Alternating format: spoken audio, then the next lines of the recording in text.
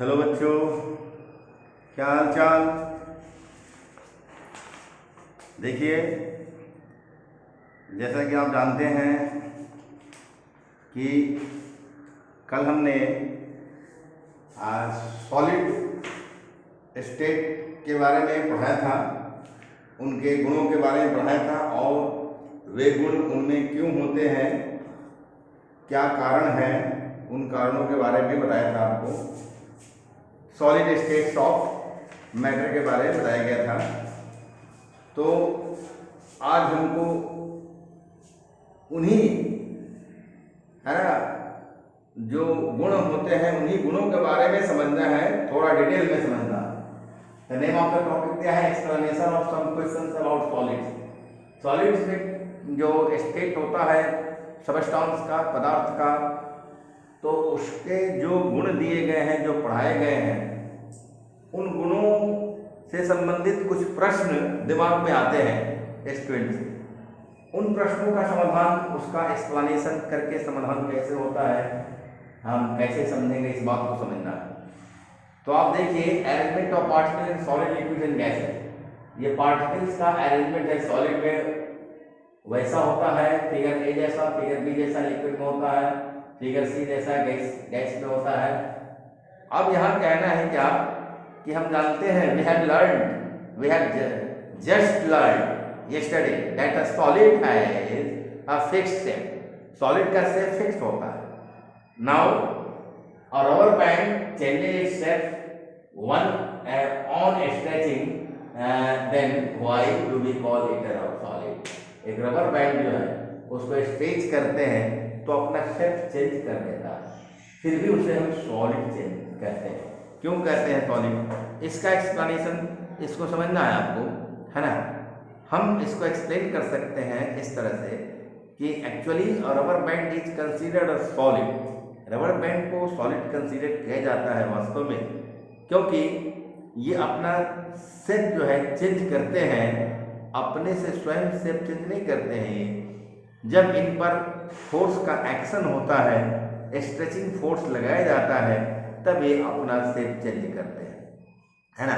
And when the force is remove, ये stretching force जब remove कर दिया जाता है, तब फिर जो है रबर बैंड रीगेन कर लेते हैं अपने ओरिजिनल शेप को। लाइक ऑल अदर सॉलिड्स, सभी सॉलिड की तरह, if rubber band is stretched with a large force it breaks.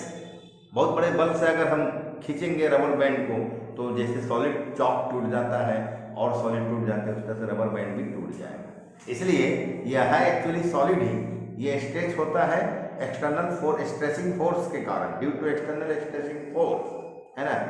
ये क्या होता है कि ये जो है स्ट्रेच होता है, और जब हम रिमूव कर देते हैं, व्हेन वी रिमूव, है ना, द एक्सटर्नल स्ट्रेचिंग फोर्स, है ना, from rubber band, then rubber band regains its original shape. And also when we exert a very large stretching force on rubber band, then it breaks, है ना, down as other solids. Therefore a rubber band is a solid substance. Now we have to come on second question here, and we will now discuss that the case of salt and sugar हम discuss कर चुके हैं। When salt and sugar are put in jars of different shapes, है ना, they take the shape of the jar, indicating that they do not have a fixed shape. अब हम कहेंगे कि salt और sugar, नमक और चीनी को अलग अलग जार में रखेंगे तो उस जार का वो शेप एक्वायर कर लेता है, जो कि लिक्विड का प्रॉपर्टी है। ये तो सॉलिड का प्रॉपर्टी नहीं है, फिर भी हम देखते हैं कि वो फिर भी हम इसे सॉलिड कहते हैं। और जबकि ये डिफरेंट जार जो होते हैं डिफरेंट शेप के, उसके शेप को एक्वायर कर लेते हैं नमक और चीनी, सॉल्ट एंड शुगर। फिर हम इन्हें सॉलिड क्यों कहते हैं, है ना। तो इस तरह से हम इसको समझते हैं, और एक्सप्लेनेशन इसका यह है, क्वेश्चन है कि if salt and sugar don't appear to have a fixed shape, then why do we call them solids? उन्हें सॉलिड क्यों कहते हैं, है ना। तो इसमें इसका एक्सप्लेनेशन है ना, this problem arises because salt and sugar are very very tiny crystals. Salt और शुगर का बहुत ही अत्यंत छोटा क्रिस्टल होते हैं, वे रवादार पदार्थ हैं, क्रिस्टलाइन सब्सटेंस है, and they have very small crystals. Salt and sugar are considered to be solid because the shapes of individual crystal of salt and sugar remain fixed.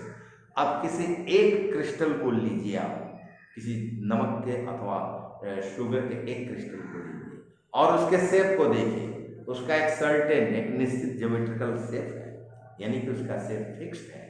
Even when they are put in a jar of different shape, उन्हें तो रखा जा सकता है different shape के jar में, क्योंकि jar का वॉल्यूम बहुत बड़ा है और उसके एक क्रिस्टल का जो शेप है, जो जब सर्टेन ज्योमेट्रिकल शेप है, वो तो फिक्स्ड है उसका और बहुत ही अत्यंत छोटा शेप है, इसलिए बहुत सारे क्रिस्टल जार में आ जाते हैं और डिफरेंट शेप के जार के शेप को एक्वायर कर लेते हैं. लेकिन उसका एक क्रिस्टल जो है, उसका शेप सर्टेन ज्योमेट्रिकल शेप है और वो सॉलिड स्टेट में है, इसलिए हम सॉल्ट और शुगर को सॉलिड कहते हैं. अब आगे है फिर क्या कि यहाँ देखना है, we have also learn that solids can't be compressed much. Solid को हम बहुत अधिक कंप्रेस नहीं कर सकते, है ना. तो फिर यहाँ कहता है कि a sponge can be compressed easily. So why do we call sponge a solid? Sponge को सॉलिड क्यों कहते हैं कि स्पॉन्ज एक सॉलिड है? ये स्पॉन्ज है, इसको कंप्रेस कर सकते हैं, दबा सकते हैं, फिर भी इस स्पॉन्ज को हम सॉलिड क्यों कहते हैं, है ना. यही क्वेश्चन है. Sponge can be compressed easily, so why do we call sponge a solid? ये सॉलिड क्यों है, कैसे कहते हैं? इसका एक्सप्लेनेशन भी हम कर सकते हैं, एक्सप्लेन कर सकते हैं. This can be explained as follow. A sponge is considered to be solid because its compressibility is due to the presence of minute pores in it which are filled with air. इसके अंदर, इस sponge के अंदर बहुत सारे छोटे छोटे छिद्र हैं. इन छोटे छोटे छिद्रों में हवा भरे हुए हैं, है ना.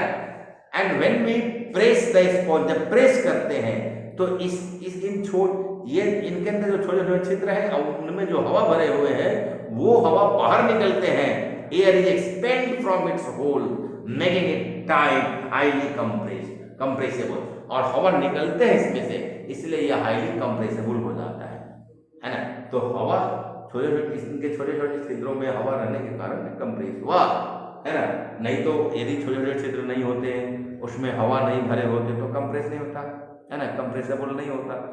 फिर भी क्योंकि हवा के कारण ये कंप्रेसिबल है, छोटे छोटे छिद्र होने के कारण, इसमें हवा भरे रहने के कारण ये कंप्रेसिबल है, इसलिए इसे हम क्या कहते हैं, इसे सॉलिड हम सपोज करते हैं, मानते हैं कि सॉलिड है ना. When we press the sponge, air is expelled from its hole, making it highly compressible. Therefore, these are the explanation of these three questions about solid states of matter. Now, from tomorrow we will discuss about liquid states of matter. देखिए एक एक topic को detail में और अच्छा से समझना है, क्लियर कंसेप्शन लेते हुए. कंसेप्ट क्लियर रखना है. You have to keep clear concept in your mind. And I'm trying to give to all of you clear concept about the topics of the chapter. And now I think that this much is enough for you. From tomorrow we will discuss about the second states of matter, that is liquid state. Okay, thanks to all.